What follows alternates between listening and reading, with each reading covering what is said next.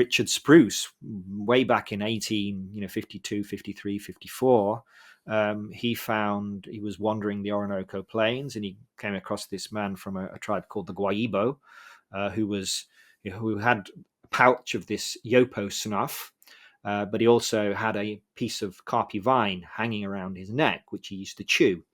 And he told Spruce that when you combine the Yopo snuff and the vine together, you chew a bit on the vine, take a bit of Yopo snuff, that it kind of enhances the visions. And there are groups that will drink a ayahuasca, so-called, or carpi brew with the vine alone, and then take the snuff.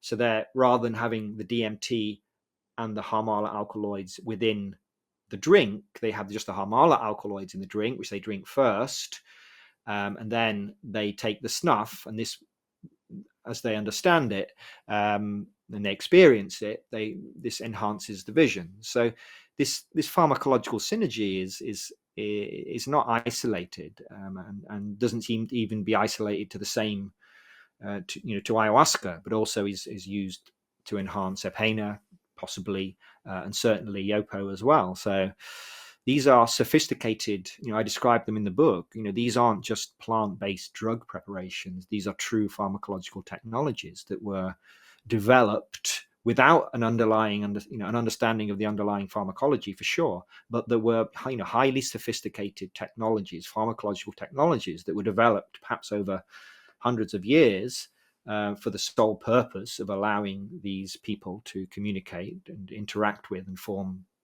relationships with these normally hidden beings that they can only see by using these various plant-based drug technologies. Yeah, that was a interesting part too. I mean, I've heard of Yopo, but when you're describing it, the like shotgun method, and the one guy, that gets the hit, all of a sudden he's bleeding out of his nose, he's barfing. It just sounds terrible, right? Like, it does not sound like a fun time. I mean, maybe afterwards, maybe the DMT, once it hits, takes you and you don't really think about it. I don't know, but